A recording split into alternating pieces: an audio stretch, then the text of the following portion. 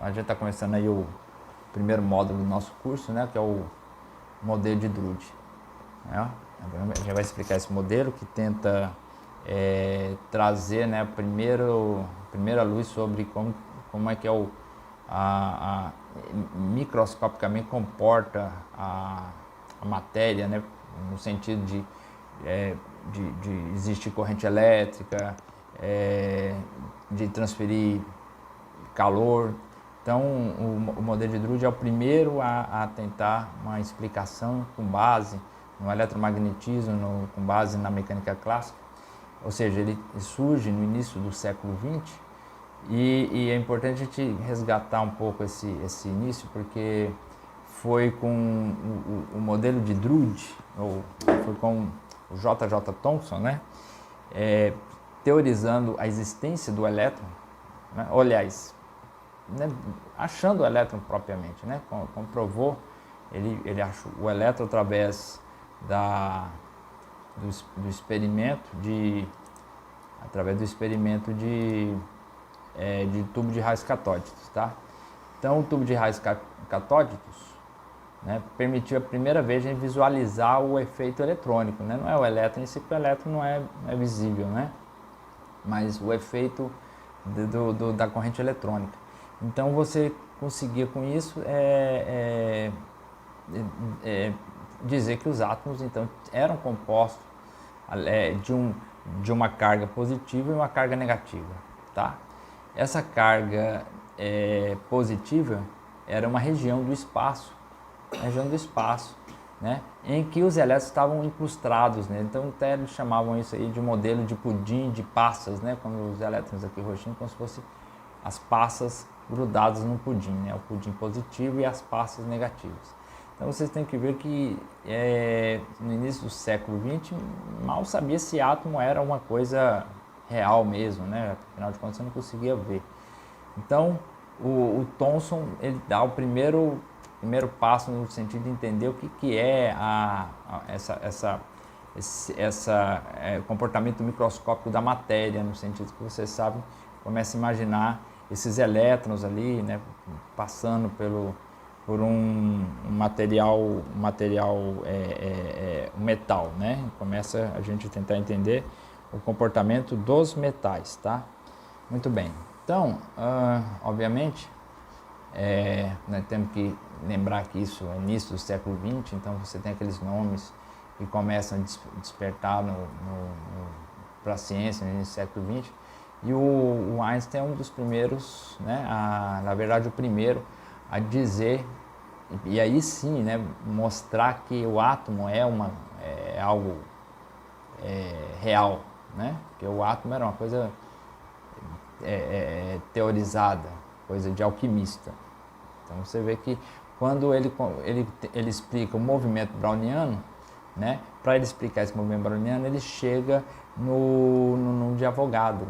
Né? Isso é importante, porque com essa constatação você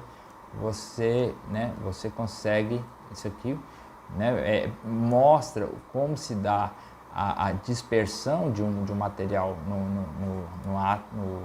como dá a dispersão de um material, como eles se comportam, né, a dispersão de uma partícula num meio material, né, e essa dispersão só é possível se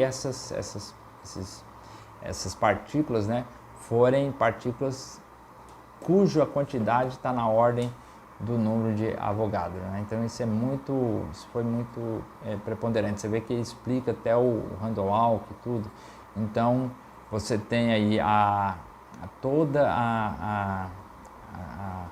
o argumento teórico necessário para dizer não, tá aqui, isso acontece porque existe o átomo, tá certo? Bom, então vamos lá. Então o Thomson, o Drude, né? Então quem foi Paul Drude? Paul Drude, ele é o cara que vai desenvolver esse modelo, né? Esse modelo que a gente vai mostrar para vocês, baseado no que se sabia de mecânica clássica, mecânica estatística e mecânica e eletromagnetismo, tá certo? Então é o eletromagnetismo clássico, é a mecânica clássica e é a estatística de Boltzmann, tá certo? Então aquela é a luz que se tinha no início do século XX. Vocês sabem que depois, bem logo em seguida, né, nasce a teoria quântica, o início da teoria quântica, né, com o Planck e o próprio Einstein, né, de Broglie e tal, mas o Dirac, certo? Então ele vem antes e ele vai usar um modelo muito simplificado, mas o que se acreditava que era o que era mesmo, como era o comportamento de um sólido, né?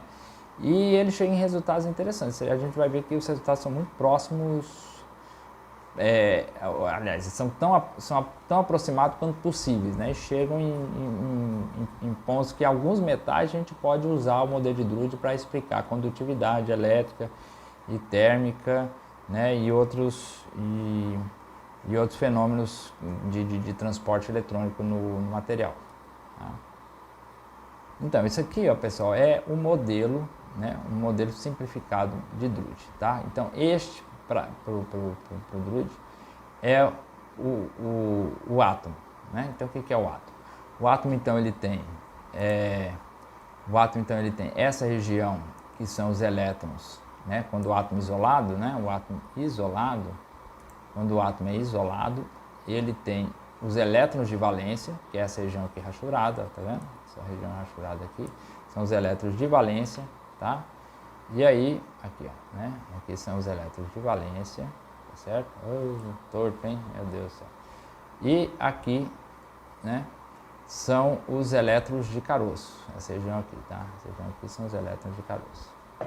O que são os elétrons de caroço? São elétrons que estão fortemente presos ao núcleo. Eles não conseguem, eles por uma questão eletrostática, isso tudo nessa visão do início do século XX, tá? A visão clássica. Então, como eles estão fortemente presos ao núcleo devido à sua proximidade com o núcleo, eles não conseguem saltar ou participar, por exemplo, de ligações químicas, né, como os elétrons de valência, tá certo? Então, essa região aqui é a região que está relacionada com os elétrons que não vão participar da condução, tá? Não são elétrons livres, certo? Então, quando a gente imagina um metal, aí a gente imagina esse mar, né? Um mar de elétrons, tá certo? Então, este mar de elétrons, este mar de elétrons, né? São compostos de todos os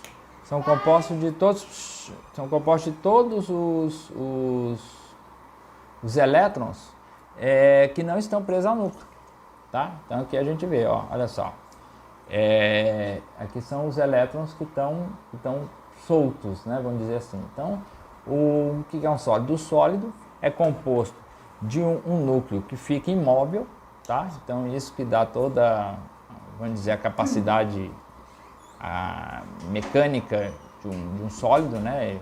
Rigidez e tudo. E os elétrons livres seriam aqueles responsáveis por todas as propriedades elétricas de um metal, tá certo? Então aqui, quando você está isolado, chama elétron de valência, né? Aqueles que fazem as ligações atômicas, tá? E quando você está no sólido, esses são chamados de elétrons de condução. Então no mar no mar eletrônico, tá certo? Então os elétrons, eles ficam assim, ó, né? Na teoria de Drude, na percepção de Drude, os elétrons estão livres e se movem e não colidem entre si, tá? A gente vai ver aqui, ó, tá? Que o modelo diz isso, ó. O modelo considera que o metal, né, é formado por uma coleção daqueles íons, tá? Todos aqueles íons. Por que carregado positivamente? Porque, obviamente, um átomo é neutro porque tem um número de elétrons igual ao número de prótons. Aqui no caso, o número né, são íons porque os elétrons que fecham, né, isolaria aquele átomo, na verdade estão participando da condução eletrônica, né, do transporte eletrônico, tá certo? Então por isso que chama de íons, tá certo? Carregados positivamente, né? Porque aí fica um núcleo lá perdendo os seus elétrons. Não é bem assim, né? A gente sabe como é que é hoje, né? Mas era a ideia da época, tá? Então a gente tem que pensar, tentar visualizar como o pessoal pensava naquela época, tá certo? O modelo ignora as interações de longo alcance, né? Entre os elétrons e o núcleo. Aí fala, mas que interação são essas? Porque você não imagina, por exemplo, outros potenciais, não apenas os potenciais eletrodinâmicos, né? Na verdade, nem o potencial eletrodinâmico em si, porque o núcleo para o modelo de Drude é um corpo rígido, né? É um corpo rígido. Então o elétron chega ali, colide com o núcleo, não é atraído pelo núcleo, ele colide com o núcleo, ou seja, não acelera porque o núcleo está atraindo ele e tal, né? Até porque se imaginava, se tem uma eletrosfera ainda, né? Tem os elétrons ali fora, ali, né? Na blindagem, né? Aqueles elétrons de caroço, então aquilo, de algum modo, anularia, né? Então o modelo acreditou que esses efeitos, os efeitos de longo alcance não seriam tão preponderantes, né? Só sempre vendo a visão da eletrodinâmica, tá? Então, esse é chamado de aproximação de elétrons independentes, né? Os elétrons também não interagem, não há repulsão entre os elétrons que estão na condução e nem os elétrons que estão nas camadas seria antes da camada de valência, né? Ou seja, os elétrons de caroço, tá certo?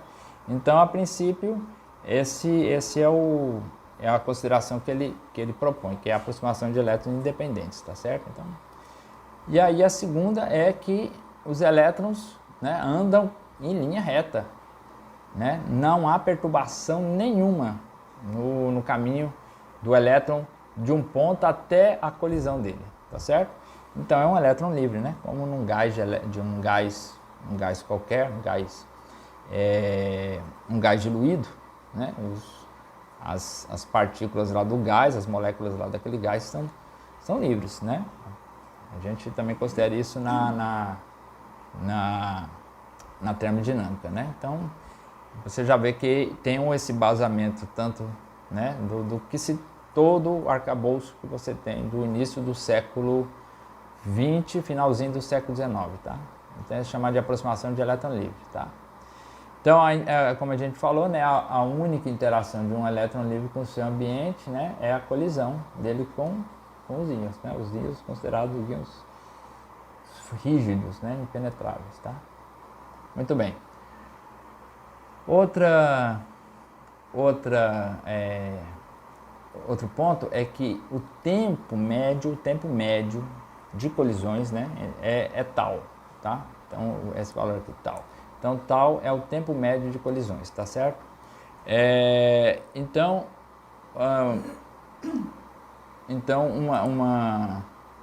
uma distribuição, né? A distribuição dessas vamos dizer, esse tempo, né? Esse tempo aqui também vai dizer o número o caminho médio que ele vai percorrer, tá certo? Então isso aqui é uma distribuição estatística, né? Desses tempos, porque tem uma velocidade também, uma velocidade média ali, assim como a gente viu no gás diluído, né? Num gás um gás rarefeito, tá certo? Então você vê que não tem, né, a partir da colisão do elétron de um ponto ao outro, tudo aquilo que aconteceu para trás, né, é esquecido, tá certo? Da onde ele veio, qual a direção, a temperatura anterior, tal. Então tudo isso a gente só vai ver, né, só interessa o que está acontecendo entre uma colisão e outra, tá certo? Esse também é um outro princípio do modelo, tá? Então não se guarda o passado daquele elétron, tá? Muito bem. Bom,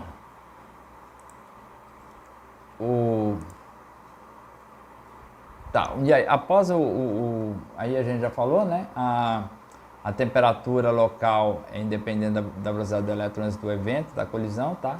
Então, toda vez que ele muda a rota dele, é muito esquisito, né? Quer dizer, dispersão de energia que ele teria, né? A gente vai ver isso aí também, né? A gente vai ver essa variação do momento. Então, a variação desse momento aí vai estar relacionada, né? A variação do momento aí e a velocidade desses elétrons vai estar relacionada com a temperatura dele. Então, isso é muito em cima do que você sabia do sistema de, né, a termodinâmica dos gases, de um gás rarefeito, tá certo?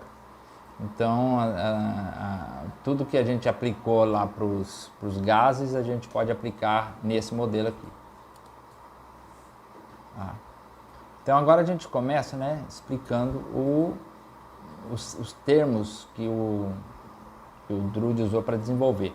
Importante, o que a gente vai colocar aqui, um parâmetro aqui, né, um parâmetro que é o raio de Bohr, tá? Mas por que a gente está colocando aqui o raio de Bohr? Se quando o Drude desenvolveu esse modelo, não se sabia ainda que, né, nem se tinha ideia de como era o modelo atômico diferente do modelo atômico de Thomson, né? Esse aqui é o modelo atômico de Rutherford, vamos dizer, né?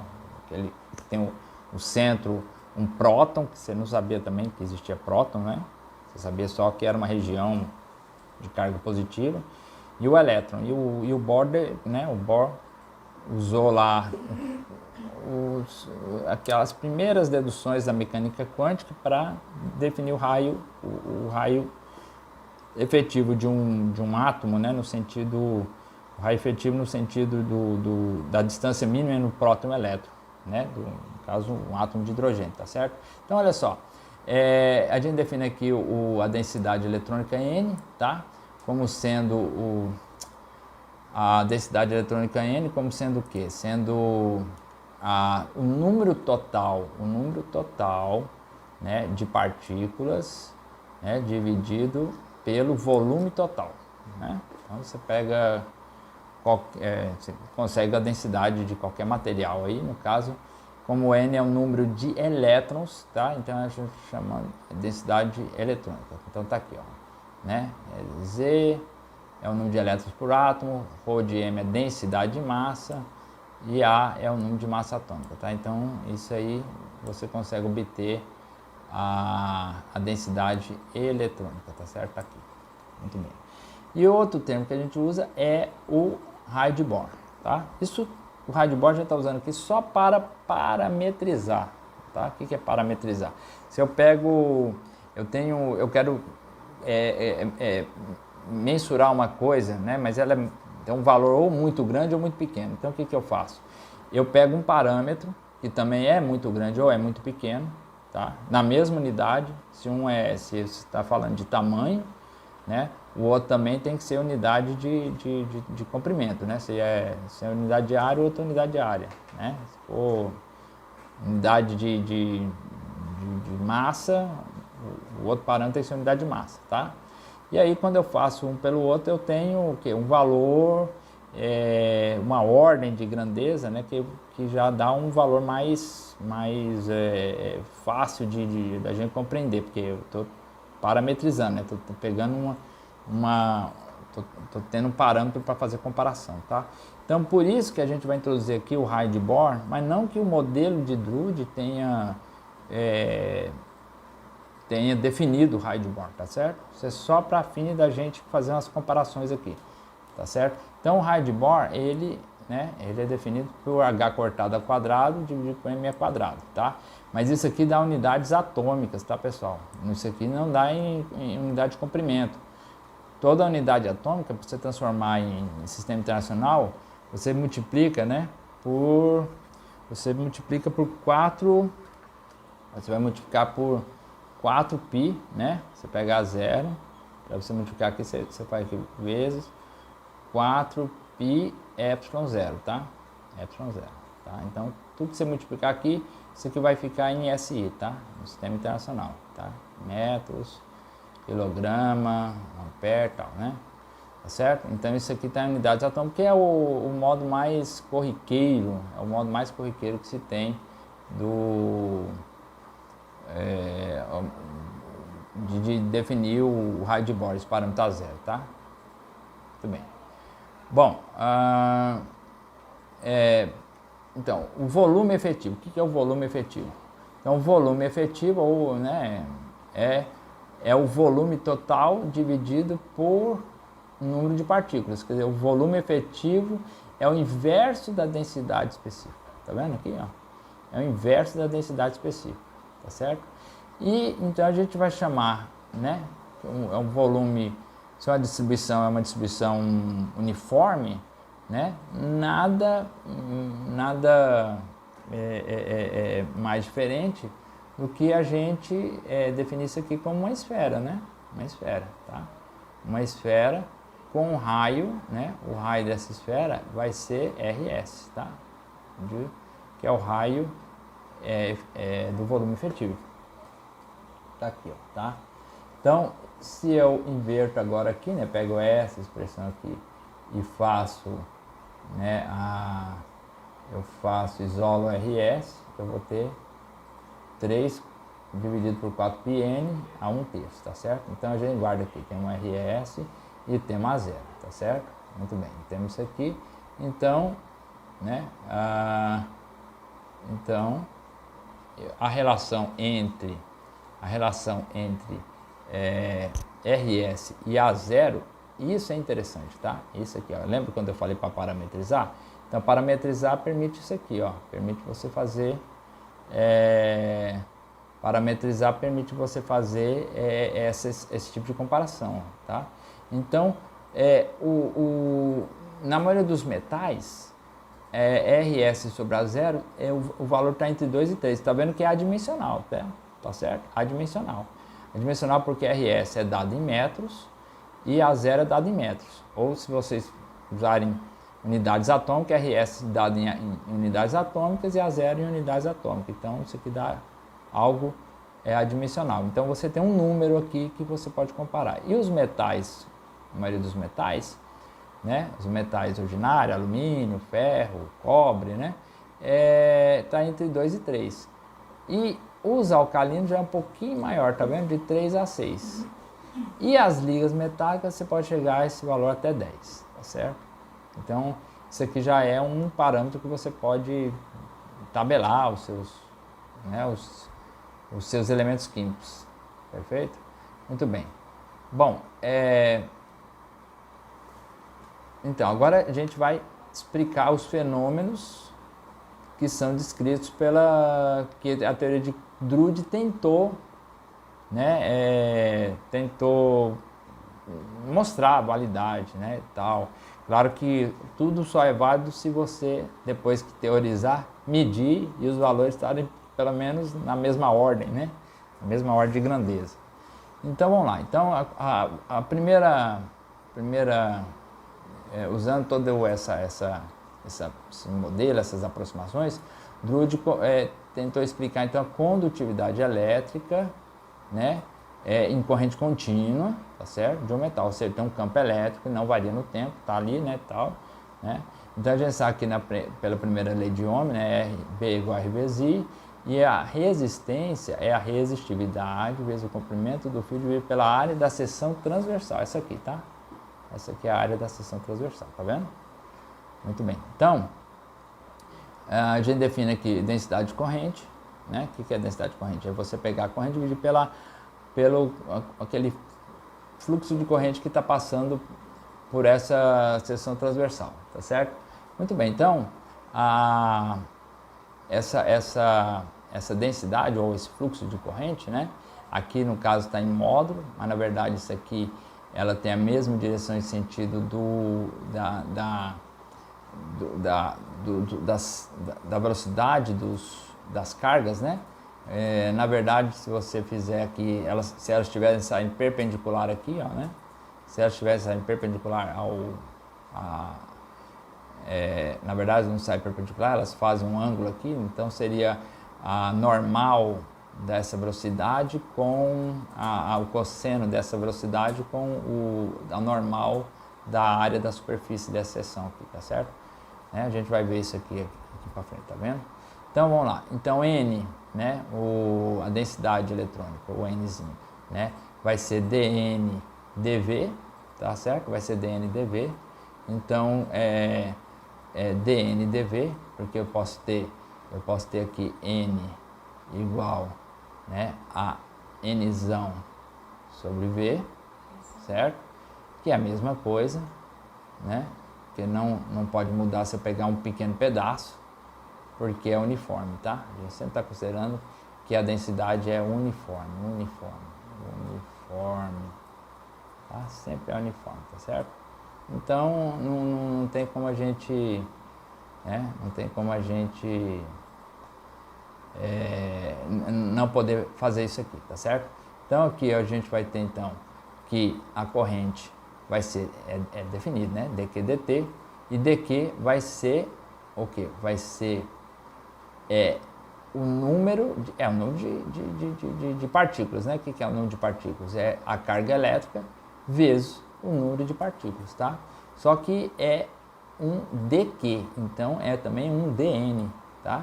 Então isso é um diferencial, né? Diferencial da quantidade de carga é diferencial do número de partículas, tá certo? E dN é NdV vezes, tá certo? Mas quem é dV? dV aqui, ó, se você olhar bem, ó, é este volume aqui, ó.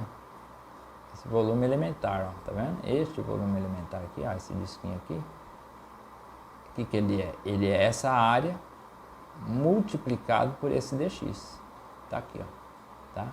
E dx é VDT, é velocidade, né? Isso aqui isso aqui é cinemática, né? Muito bem. Então, ó, I é igual, agora substituindo tudo, né? I então vai ser igual a NE VDT, produto escalar com a área, tá aqui, ó, né? Tá aqui, ó, tá? Aqui inverteu, mas é produto escalar, não altera nada, tá? Então, I é igual a NEV, né? Isso que cortou, ó, pá com pá, tá vendo? Então, ficou NEV, produto escalar com A, tá? Produto escalar com A. Olha, mas isso, ó, J, então o que vai ser o J? J não é a densidade de corrente, não é I sobre A? Então, se eu pego aqui e eu multiplico, né? Como é que a gente faz? A gente, para transformar isso aqui, a gente faz o seguinte, ó. Isso, I, né? Aqui, ó, I vai ser igual a J escalar A. Perfeito? Então, aqui eu já tenho o A aqui. Então, isso aqui tem que ser meu J, né? Isso aqui é a densidade de corrente. Está aqui, tá? A densidade de corrente. Perfeito? Muito bem, muito bem. Então, vamos lá. Então, aqui. Agora, vamos lá. Se usar, né, a definição de força, a definição de força, segundo a lei de Newton, né? Isso aqui é a força elétrica. E uso a segunda lei de Newton, né? O que eu vou ter? Né? Eu vou ter que E, né? A carga elétrica vezes o campo elétrico é igual a M vezes A, tá? Mas lembre-se que A é dV/dt. Só que eu vou pegar dV/dt e vou dizer que dV/dt, na verdade, é a velocidade média dividida pelo tempo médio, certo? Tudo isso aqui, né, é o tal também é aquele tempo entre colisões, tá? É o tempo entre colisões. E a gente sabe que o tempo entre colisões, o elétron aqui faz uma velocidade média, já que a distribuição é uma distribuição normal, né? Uma distribuição de Poisson.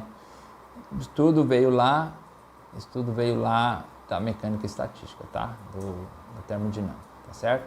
Então eu posso substituir dV/dt pela velocidade média dividido por o tempo entre colisões, tá? Então tá aqui, certo?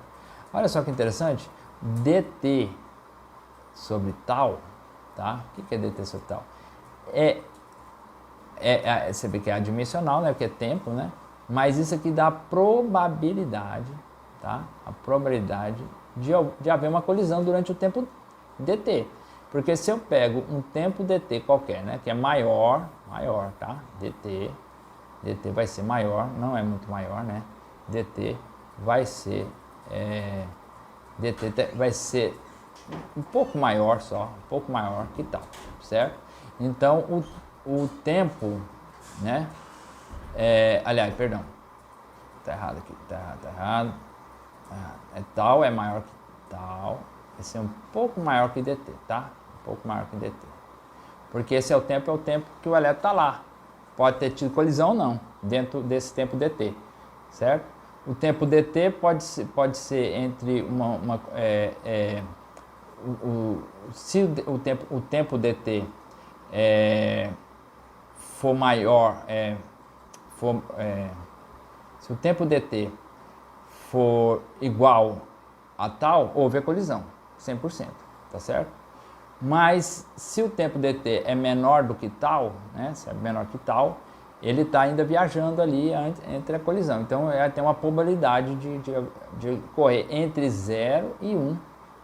Entre 0 e 1, tá certo? Uma probabilidade de não ocorrer e uma probabilidade de ocorrer, tá certo? Assim funciona a probabilidade. Tá? Muito bem. Então,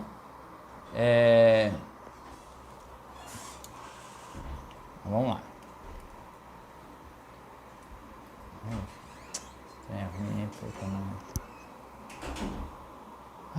Bom, então agora a gente usa aquela expressão que nós fizemos lá, né? Iguala a força, a segunda lei de Newton, que é a força elétrica, tal, isola o A é dV/dt é a velocidade média por tal, e aí eu acho a velocidade média em função do campo elétrico, tá?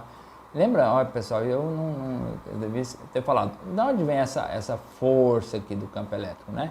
Se é o campo elétrico que está, se é corrente contínua, é um campo elétrico aplicado no condutor, tá?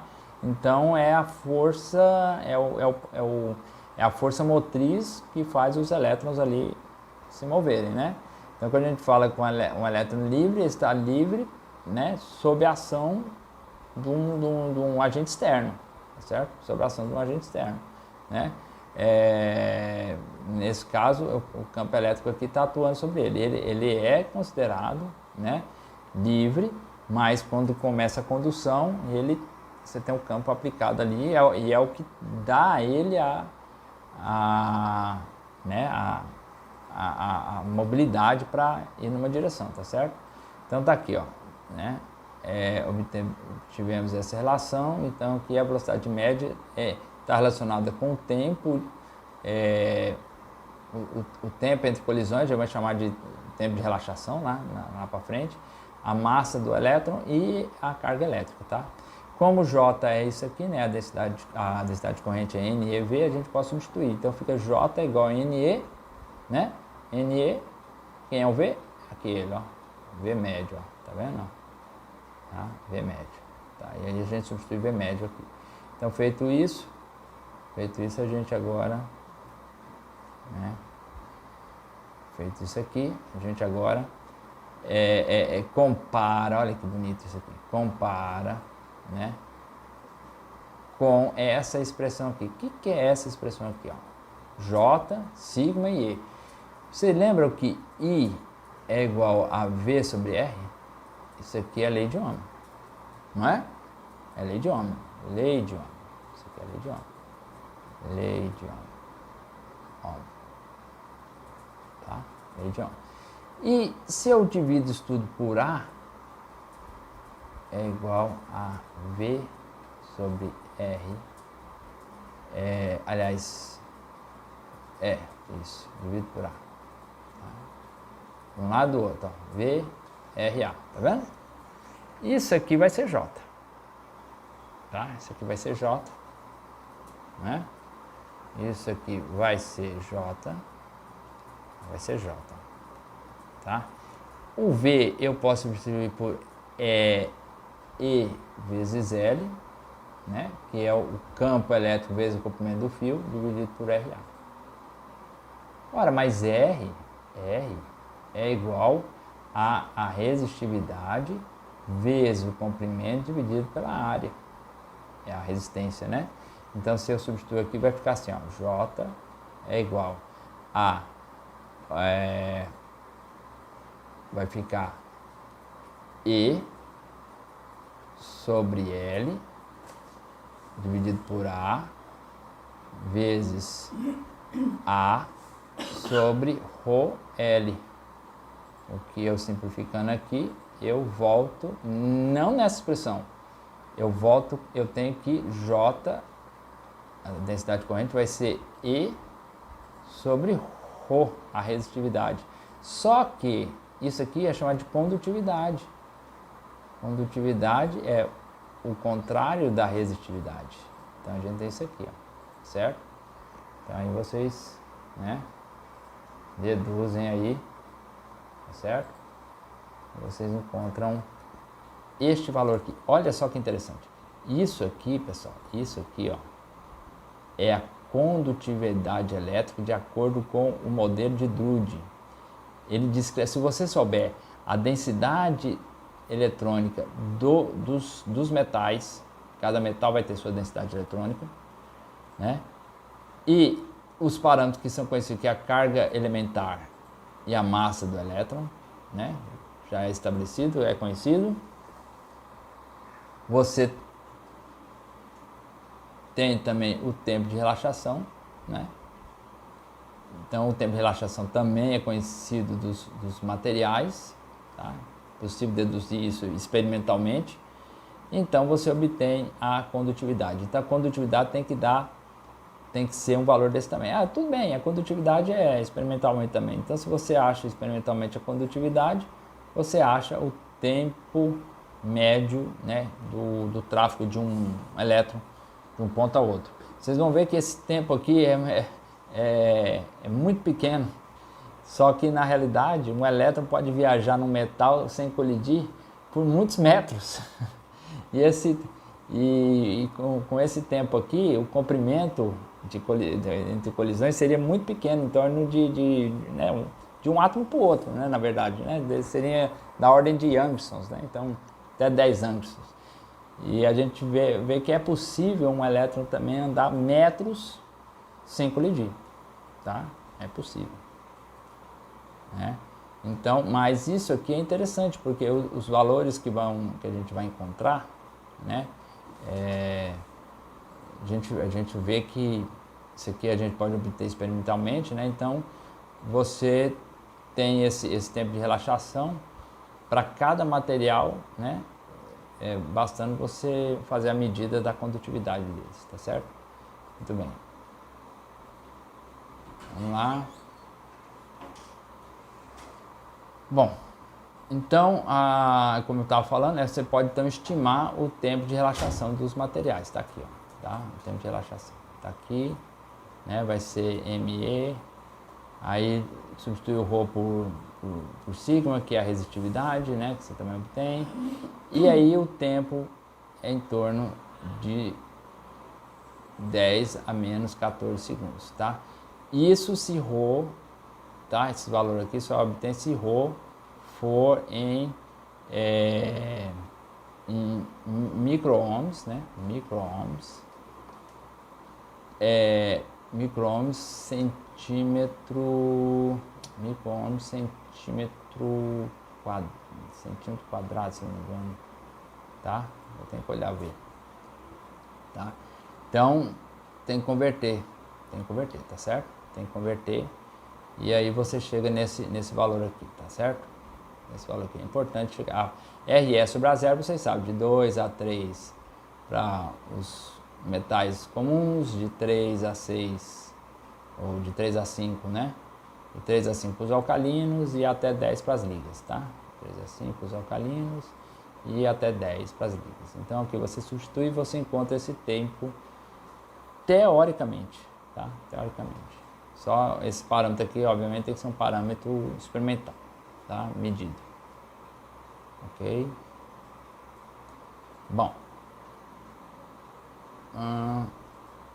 Bom, então, vamos lá.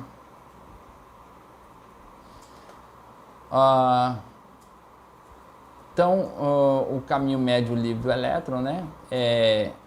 O comprimento é a velocidade pela lei da equipartição de energia, vai ser a velocidade média mesmo, tá? Vai ser a velocidade média. E o t é o tempo entre uma colisão e outra, tá? Então, esse aqui é chamado caminho médio livre, tá certo? Bom, na teoria da equipartição de energia, você tem isso aqui, ó. Isso aqui é a energia cinética. Opa. Isso aqui é a energia cinética. Tá? Isso aqui é energia cinética.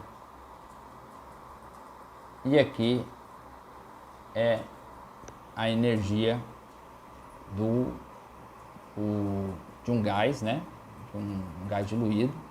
Energia de um gás diluído. E você vê que essa a gente chama de equipartição de energia, porque esse valor é de acordo com o grau de liberdade que essas partículas têm, né, no caso do gás de elétrons, né? Então, é por isso que a gente fala do teorema da equipartição. Então, tá aqui, tá? A gente compara com a energia cinética com a energia térmica, tá? E a velocidade média, ou qualquer, né, da definição de velocidade, é o que? É o momento dividido pela massa, né? Lembra-se que momento é igual a mv, tá? Momento é mv. Certo? Então você isola V, então V vai ser P sobre M, tá? M. Esse aqui P é dependendo do tempo, tá vendo? Tá? P dependendo do tempo. Se depende da velocidade depende do tempo, T depende do tempo, P, momento depende do tempo. Ok, então olha só. Lembra que J era igual a menos N e V? Então, eu substituo o V por P. Então, agora eu tenho essa definição aqui da densidade de corrente. Muito bem. Tá? Então, a gente sabe que depois de T mais ΔT, o elétron tem a probabilidade de tal sobre T de colidir com o íon. E 1 menos dt sobre tal, né? Aqui dt sobre tal de colidir. E 1 menos dt sobre tal de continuar sua trajetória sem bater. Perfeito? Então veja bem, né? Por que 1 menos? Porque se isso aqui é a probabilidade de colidir, a probabilidade de não colidir é o inverso, né? Aqui vai de 0 a 1 e aqui vai de 1 a 0, certo? Quanto 1 for 100%, quer dizer, bateu, a probabilidade dele não colidir é 0, tá? Então por isso que a gente bota isso aqui, tá? Enquanto não houver colisão, o elétron está sujeito às forças devido a um campo externo, né? Lembra lá do campo elétrico é o campo externo, tá certo? Então, o momento adicional é F dt. Por que F dt? Porque a força é igual dp dt, tá? Esse F é pequenininho porque é a força por elétron, tá? Força por elétron. Então, força por elétron, por isso que é Fzinho, tá? Então, você tem que dp é igual a F dt, tá? F dt, que tá aqui, tá? Só que por que você coloca outros termos? Porque você tem que expandir isso aí. Quando você tem variações muito pequenas, então você pode expandir essa função em torno desse parâmetro muito pequeno aí, tá certo? Então, você expande e aí você vai ter termos de segunda ordem, terceira ordem, e aí vai, né? Quanto maior a ordem, menor é esse efeito. Por isso tem esse zerinho aqui, tá certo? Menor é esse efeito. Muito bem. Bom, então eu vou fazer o seguinte, ó. O que é, né? Agora vem a definição estatística, tá? Definição estatística. Ou o que é o momento após a colisão? É P de T mais ET. é o momento que foi depois da colisão, né? Porque a gente sabe que o dt, né? dt, o tempo depois daquele ponto, né? A gente definiu aqui, ó, né? T mais dt, o L tem a probabilidade de colidir, tá certo? E 1 menos dt de não colidir, certo? Então eu coloco o momento antes da colisão, tá? Momento antes da colisão, naquele momento t qualquer, tá certo? Isso aqui é após, eu estou dizendo é após a colisão porque eu estou multiplicando pela probabilidade de não colidir, tá, pessoal? Então, eu estou multiplicando pela probabilidade de não colidir, tá certo? Momento. Então, enquanto ele isso aqui depois que ele sai da colisão, por isso que chama após a colisão, tá? Ele sai da colisão, não é ele indo para colidir, ele saiu de uma colisão, tá certo?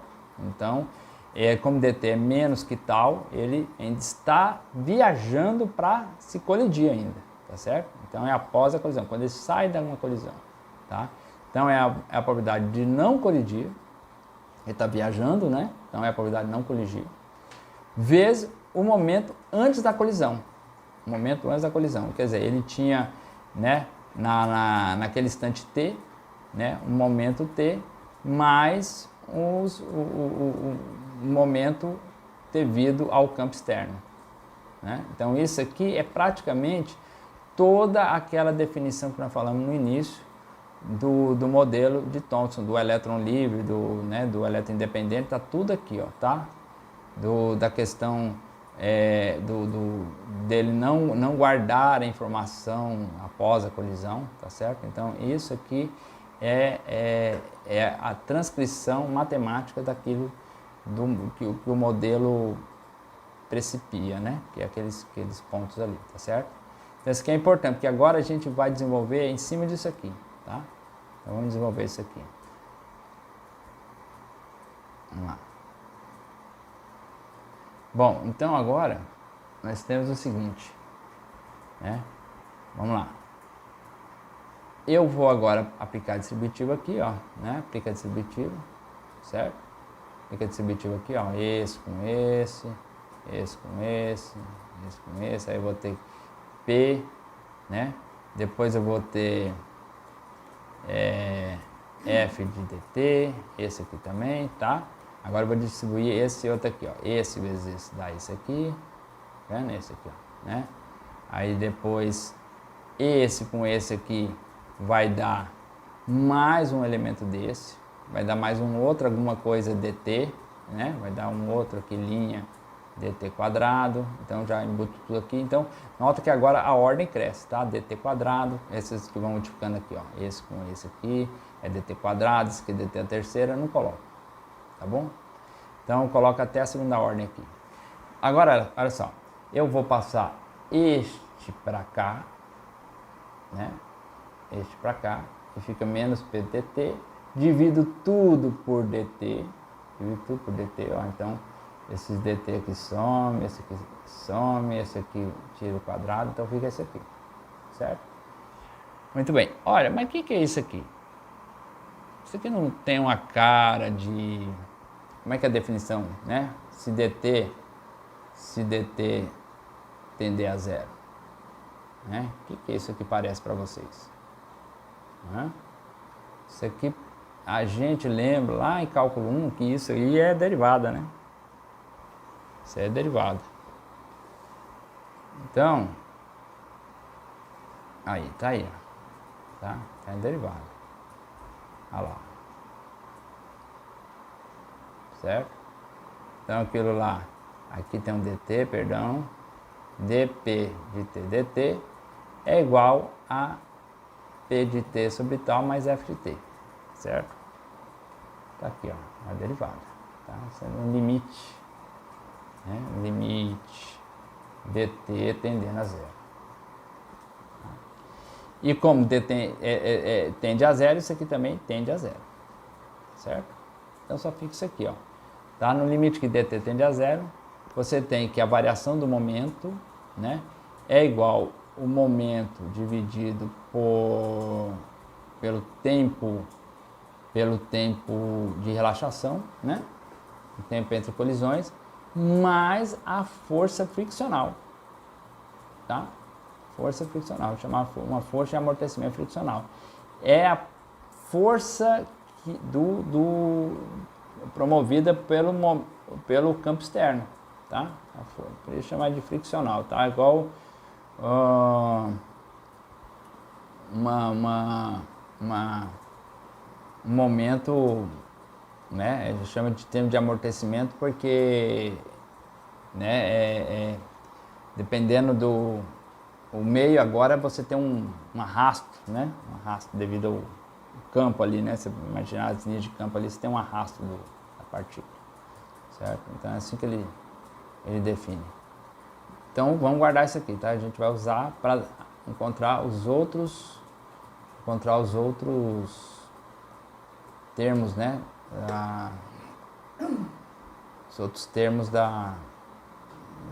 modelo, certo? Acho que eu pulei, peraí.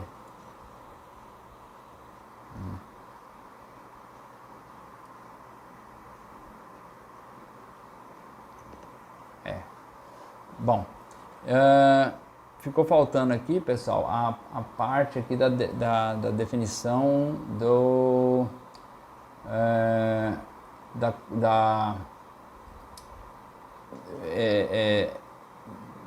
da condutividade elétrica. Não, mas isso nós já falamos, né? Deixa eu ver. Nós falamos aqui. Nós falamos para trás aqui. Acho que está aqui. Ah, está aqui, né? Já tinha definido. A condutividade está aqui. Tá bom. Então vamos para frente.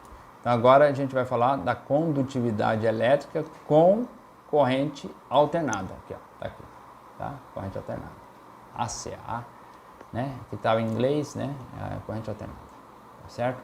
Então a gente sabe que o campo elétrico, né? A gente vai pegar aqui. O campo elétrico é a parte real, né? Aqui é a transformada, você tira do domínio do tempo e coloca no domínio da frequência, tá? Isso é uma transformada. Né? A gente faz a transformada, isso aqui está cosseno de ômega t menos seno de ômega t, tá? Então isso aqui é uma transformada. Então a força produzida pelo campo externo é a força elétrica, né? E agora, usando aquela nossa expressãozinha que nós definimos, né, lá atrás, vamos pegar também que o momento é também a parte, vamos transformar toda a dependência temporal em dependência no domínio da frequência, tá? Certo? Então aqui nada demais. Tá? Ok, então agora a derivada, opa, isso aqui é importante, tá? A derivada do momento, né? dp dt, tá? Se você deriva isso aqui, o i ômega cai aqui, tá vendo? Aí vai ficar de novo i ômega menos i ômega, né? P de ômega e de menos i ômega t. Bom, a derivada é essa, tá? Em relação ao tempo. Então, olha só, isso aqui repetiu, né? Então, fica i ômega aqui também. Aqui também vai ter um e de ômega t, vai ter e de ômega t, eles vão todo mundo sumir, tá? Aqui vai ficar e de menos i ômega t, tá? Aqui vai ficar e de menos i ômega t, e aqui vai ficar e de menos i ômega t. Isso vai cortar. Vai ficar isso aqui, tá? Certo? Vocês entenderam isso aqui, né? Muito bem. Bom, J, né? A densidade de corrente é isso aqui, tá certo? Então, eu vou pegar também a parte real, né, passando ela pro domínio da frequência. Então agora eu vou ter que a densidade de corrente é NEP sobre M, tá? E substituir o P que está aqui, tá vendo? Quem é P? P de ômega, tá? P de ômega vai ser eu tenho que pôr esse P para cá, tá? P de ômega sobre tal, né? Deixa eu apagar aqui. P de ômega tal menos I ômega P de ômega, tá? Vai ser igual a menos E, a carga elétrica, E ômega, né? Isso aqui. Então, coloco o P em evidência, que é P de ômega, né? 1 sobre tal menos I ômega. Tá? Isso é igual a quem? A menos E, carga elétrica vezes o campo elétrico. Por isso que eu pego e substituo esse P por E, carga elétrica vezes o campo elétrico, dividido por I sobre tal menos I ômega, tá? Esse termo aqui. Aí vocês façam também, vocês têm que abrir essas contas, refazerem todas as contas, tá? Senão não aprende. Não há como aprender, não há como aprender, certo? Não há como aprender, tem que refazer as contas, certo? Bom, então nós chegamos que, se a gente compara agora aqui, ó, né? Nós sabemos que a densidade de corrente é a condutividade elétrica vezes o campo elétrico. Quando a gente compara, a gente encontra quem aqui, pessoal? Ó, quem que a gente encontra? Isso aqui. Ó. Isso aqui é meu E, é meu sigma ômega, minha condutividade para a corrente alternada. Minha condutividade, ó, né? E onde está esse sigma zero? O sigma zero é porque sigma zero é igual a N E quadrado tal sobre M. Tá aqui ele. Não é? Lá de trás. Lá de trás isso aqui. Quando a gente fez para a condutividade para corrente contínua. Tá aqui ela. Tá? Isso aqui é para corrente contínua. Certo? Pronto, está aqui. Então agora nós temos um parâmetro interessante aqui. Nós temos agora a condutividade, e olha só, os materiais mudam a condutividade para um campo que varia no tempo, tá? Um campo varia no tempo, tá certo? Agora, por que a gente não vê isso em função também do campo magnético? Porque o campo elétrico, tá? Ele é a intensidade do campo elétrico é da ordem de 10 a décima vezes maior do que o campo magnético, tá? Isso a gente sabe lá do eletromagnetismo, tá certo? Então, devido a essa a questão da corrente, né? Se uma corrente muito baixa, né? Isso aqui é um fluxo de corrente, tá? Então a gente pode chegar à conclusão que para o transporte eletrônico o campo elétrico é o mais importante. Então a gente não precisa aqui estender aqui toda a parte da corrente dependente do campo magnético, tá? Que porventura poderia ter, mas não é o preponderante no transporte eletrônico, tá bom? Muito bem. Bom, estamos terminando, né? Estamos terminando. Então vamos lá. Vamos usar as equações de Maxwell. Lembra lá? Equação de Maxwell, muito bom, né? Então vamos usar a equação de Maxwell aqui. Né? 1, 2, 3, 4. Então, não tem carga, né? Não tem corrente, né? Aliás,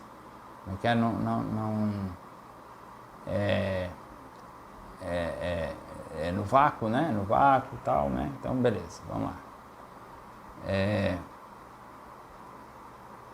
Então, o que nós temos aqui? Ó?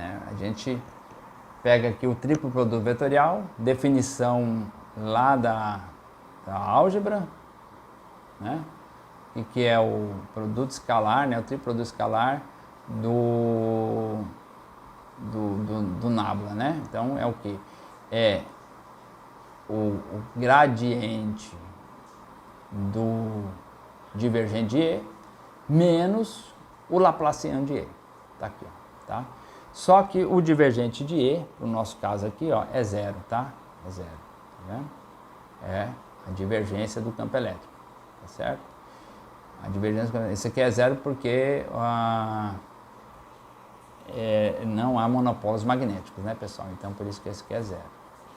Mas aqui, esse aqui é zero porque não há cargas, né? Não há cargas.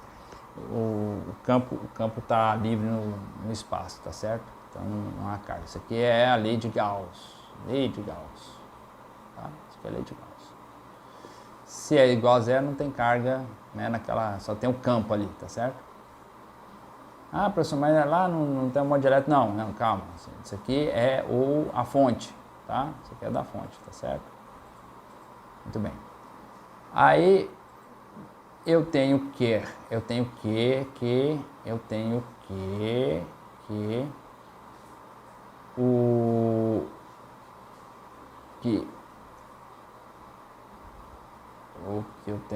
tá, cadê? Certo. Mas quem é rotacional de E? Tá aqui, ó. É menos 1 sobre C d-rho de H, d-rho de T. Então tá aqui, 1 menos C d-rho de H, d-rho de T. Mas cadê o ddt aqui? O H, né, é dependente da H é igual a parte real de H de ômega, né? A parte real de H de ômega, H de T, tá? H de T, vamos fazer direitinho aqui. H de T é igual a parte real de H de ômega e de menos I ômega T, tá? Quando você deriva isso dá menos I ômega, tá? Menos I ômega. Então, aqui tinha um menos com menos deu mais, tá? Tem um C aqui, já está aqui embaixo, tá certo? E esse rotacional apareceu daqui, ó. Veio daqui, tá? Então, isso aqui, você já sabe o que é, né? Isso aqui é menos 1 sobre C ddt de H ômega e de menos I ômega T. Tá aqui. Isso vai dar isso aqui, tá? Esse H, então é H de ômega. Certo? Muito bem, vamos lá, né? Então deu isso aqui, tudo mais, tá. Tá.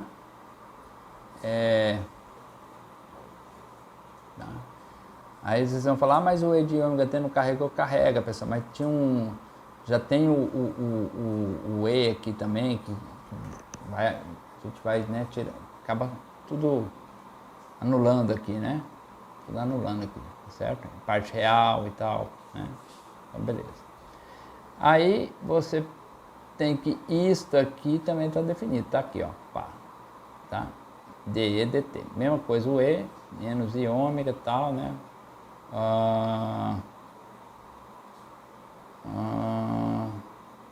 Tá errado aqui, né? Aqui é 1 sobre C, tá? 1 sobre C. Aí, por isso que sai C, fica C quadrado, tá? 1 mais 4π sigma sobre ômega E, tá? Olha, pessoal, olha lá bem, hein? Olha lá bem. Ó, aqui ficou ômega embaixo, porque como fica ômega quadrado aqui, você tira esse ômega em evidência, e aqui se você tirar um ômega em evidência, fica um ômega embaixo aqui, tá certo? Vocês estão vendo que tem um erro aqui, provavelmente lá no apostilado lá eu vou corrigir, também tem um erro. Então vocês têm que ler bem e olhar, ver esses erros, por isso tem que refazer as contas, tá certo? Então tá aqui, ó. Então agora nós temos quem é o Laplaciano do campo elétrico. Tá aqui, ó. Esse é o Laplaciano do campo elétrico. Né? Então, como o Laplaciano do campo elétrico é AP permissividade elétrica, né, corrente alternada, vezes o campo elétrico, eu posso então comparar isto com isso aqui e eu chego na conclusão que a permissividade elétrica,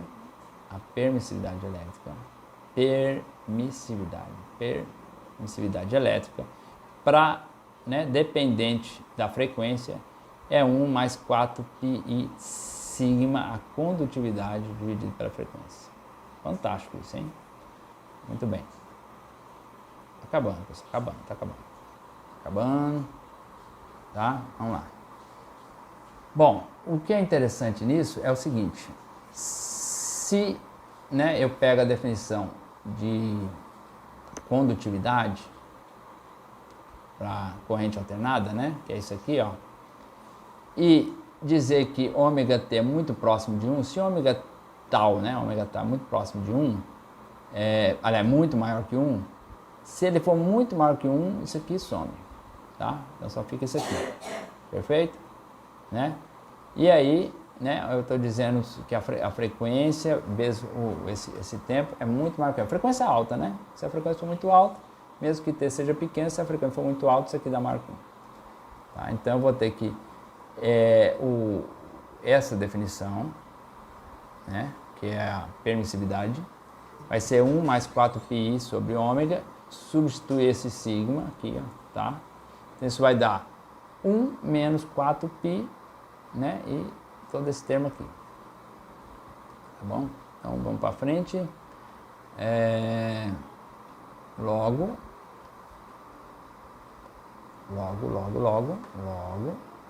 né, eu posso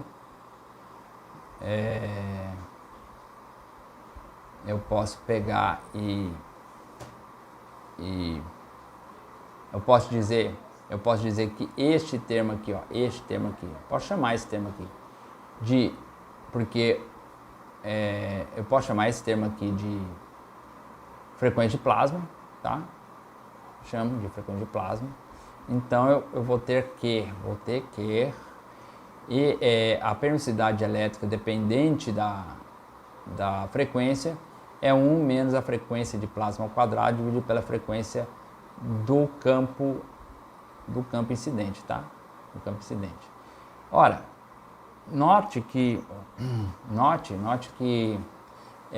eu não arbitrei isso aqui, eu simplesmente peguei, né? Peguei esse termo aqui tem que ser a permissividade elétrica aqui, ela é em unidades gaussianas, então ela é adimensional, tá? Em unidades gaussianas. Então, vou escrever isso aqui, tá? Unidades gaussianas. Então, ela é unidades gaussianas, tá? Então, unidades gaussianas.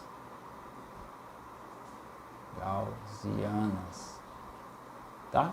Unidades gaussianas, tá dado aqui. Quando é assim, tá? 1 menos. E aí, esse aqui fica um valor, né? Fica, vamos dizer, em unidades gaussianas, tá? Não é que é adimensional, fica em unidades gaussianas, tá certo? Muito bem. Então, ômega P é chamada frequência de plasma, tá certo? Porque é para altas frequências. Lembra que a gente definiu isso para altas frequências. Se ômega, né, a frequência do campo for menor que a frequência de plasma, é a frequência que está lá os elétrons se agitando, tá certo? Não é igual à frequência que está o campo incidente, tá certo? Caso ele for muito pequeno, o material, né,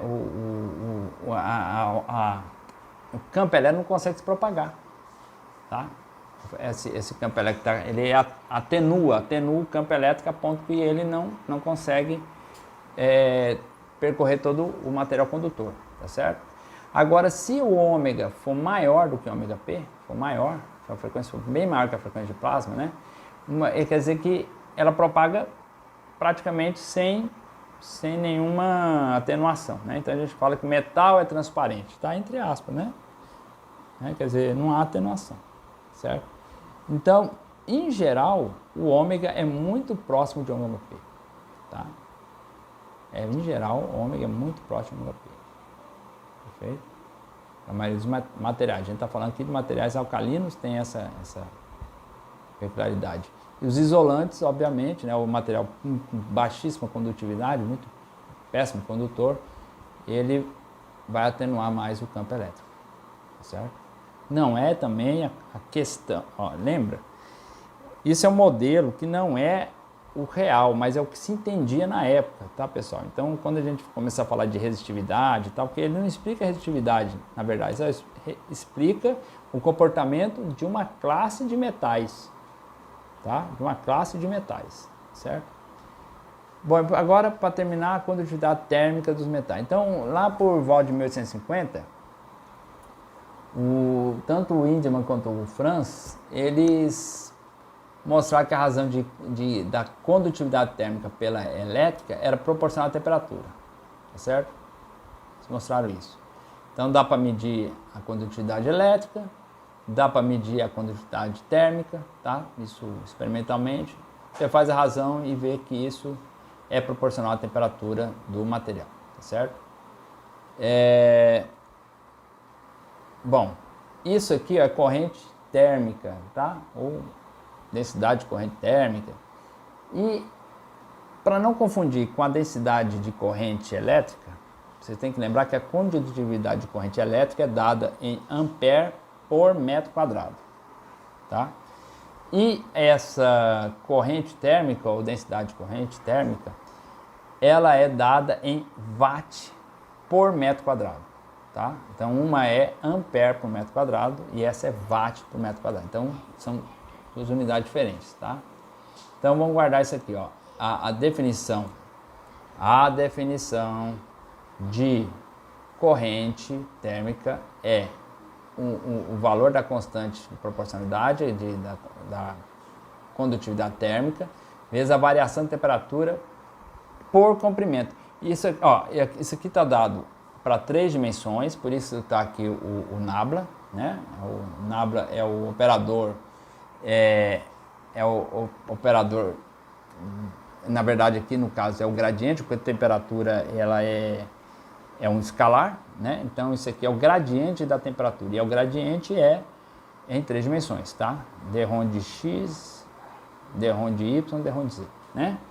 E aqui a gente está vendo uma barra longa, ou seja, aí a gente considera só no eixo x, tá certo? Então agora nós trocamos a diferencial, a derivada direcional, por uma derivada unidimensional, simples, tá? Por isso que some o vetorzinho aqui.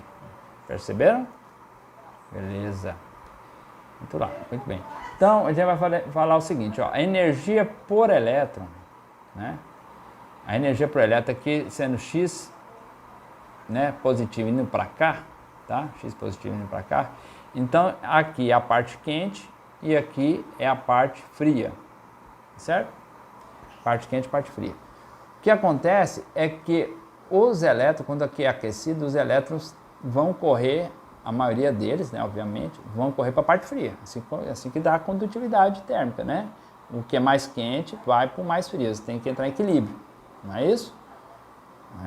Se a segunda lei da termodinâmica continuar valendo, é isso aí que está valendo. Então aqui a energia, dependendo da temperatura, dependente da posição, tá? Então são duas dependências, aqui não é T vezes X menos VT não, tá? É energia dependendo da temperatura que está dependendo da posição. E aqui é X menos VT, porque se os elétrons estiverem indo para o lado esquerdo, é menos VT, né?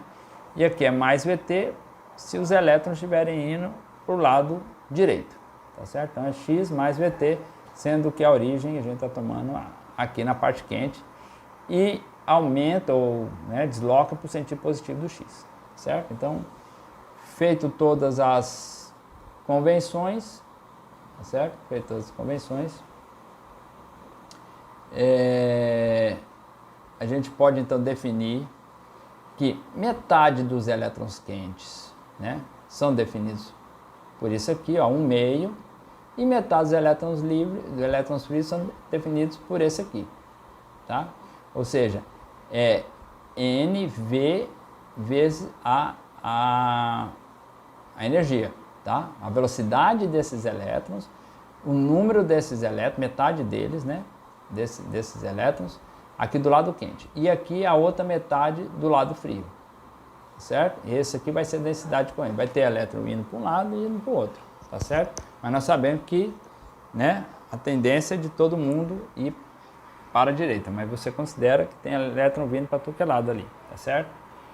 Então, será que está certo isso aqui, a unidade? Ó? Aqui temos N, que é por unidade de volume. Aqui que é por quantidade de, né, por elétron, né? Então aqui é dividido por N. V é metros por segundo, né? Então você tem a energia vezes o comprimento dividido pelo tempo, isso dá watt é joule por segundo, né? Joule é watt por segundo, certo? Então aqui dá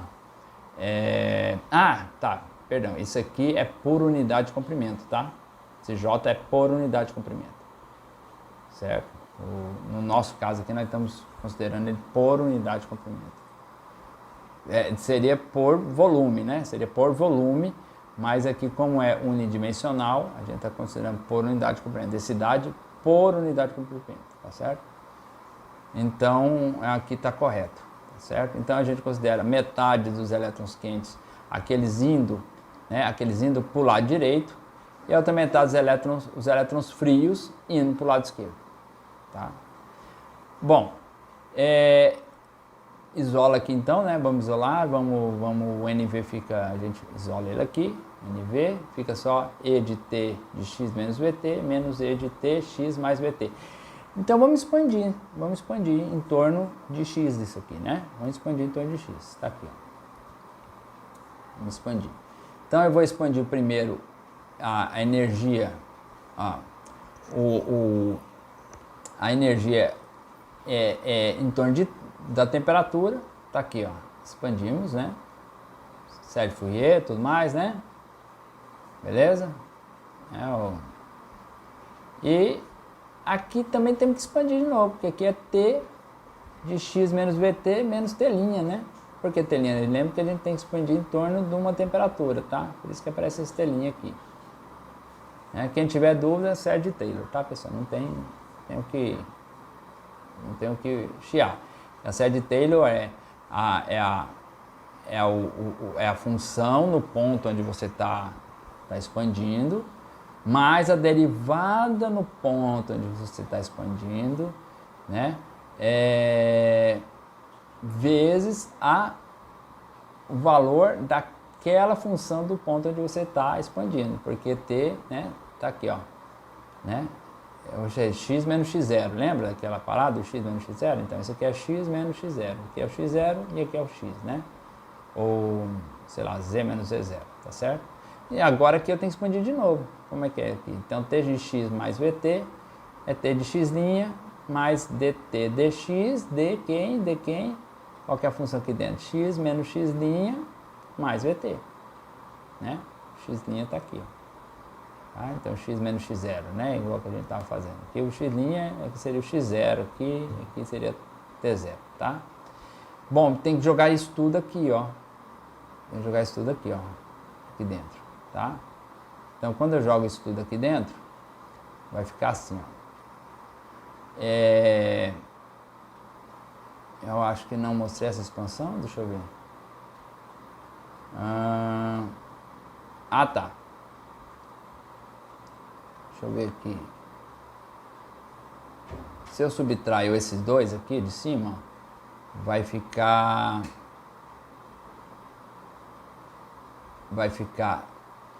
esse aqui de dentro, ó, esse aqui de dentro. Se eu fazer a subtração disso aqui, isso aqui corta. Deixa eu mostrar para vocês aqui, porque realmente é bem en passant.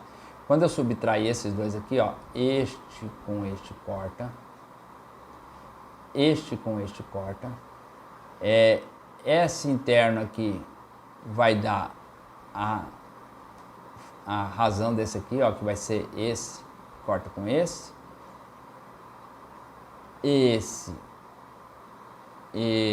cadê? Esse corta, esse não. ver.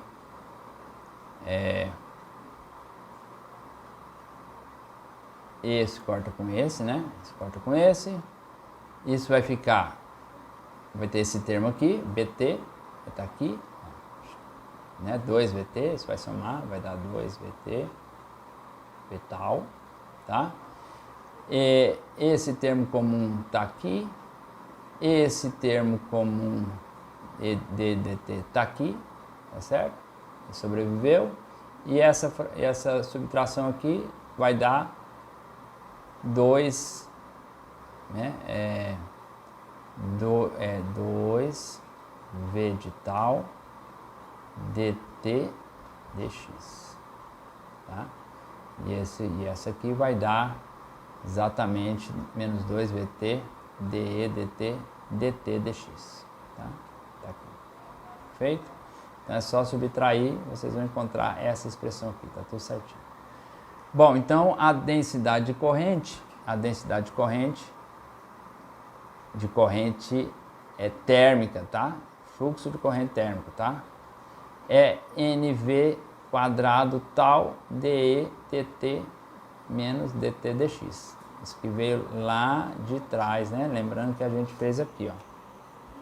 Quer ver? Onde está? Fizemos aqui, ó. Aqui, ó. Vamos lá lembrar, papapá. Aqui, J é NV, né? Por isso ficou quadrado ali, tá? Olha lá. E o 2 sumiu porque era metade, tá aí? Perfeito? Então, beleza. Muito bem. Bom.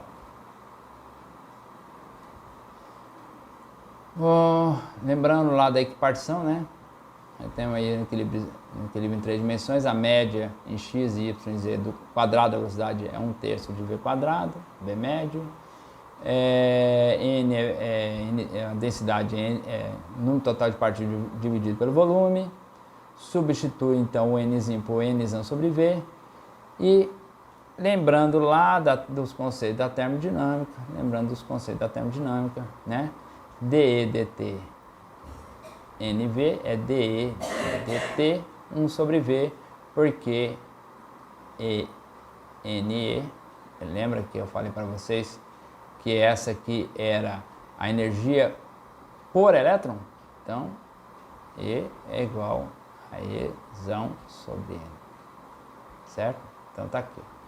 Isso aqui é o calor específico, está definido, um dos potenciais termodinâmicos, tá vendo aqui, ó? Tá? Beleza. Então, agora volta lá em J e você tem que é possível calcular a corrente, o fluxo de corrente térmico, né? Sabendo o calor específico e o tempo de relaxação, né? E a velocidade média, tá certo? Mas a gente pode ser melhor que isso, não pode? Pode, claro que pode. Vamos ver o que a gente consegue fazer, né? Então, por comparação, a gente tem que a condutividade térmica, né, o K, vai ser então, né, a gente não tinha definido que a densidade corrente térmica não era igual a menos kappa dt dx, né? Ou melhor, né? Menos kappa o gradiente de t. Então a gente tem que isso aqui é kappa. Tá aqui, ó. E como sigma n e tal dividido por m, então kappa sobre sigma é 1/3 de CV m, né? Como é que eu faço para isso aqui ficar bonitinho assim? Eu multiplico por m em cima, tá? M em cima. Nem precisa, né? Você tem que você tem que o tal, né? O tal, eu vou substituir tal aqui, tá? Então tal é igual a sigma sobre sigma m, sigma sobre n e quadrado. Então tá aqui, ó. Tá? E aí, como tem o V aqui, o sigma lá, o sigma passa dividindo e o V fica para cá, tá? Então tá aqui, ó. A razão de a condutividade elétrica pela condutividade térmica. A relação de Wiedemann-Franz, né? Tá aqui, ó. Ó, vamos lá. Pá. Aqui, então, vamos lá. Ali ele, ó. E o mais incrível é isso aqui, essa relação. Isso é realmente assustador, ó. Aqui seria, então, a lei de Wiedemann-Franz. Se você pega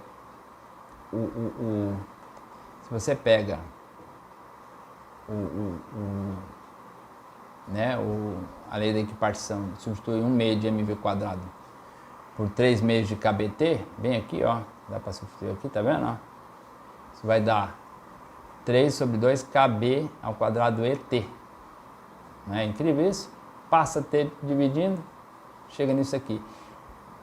KB você conhece, constante Boltzmann. E, né?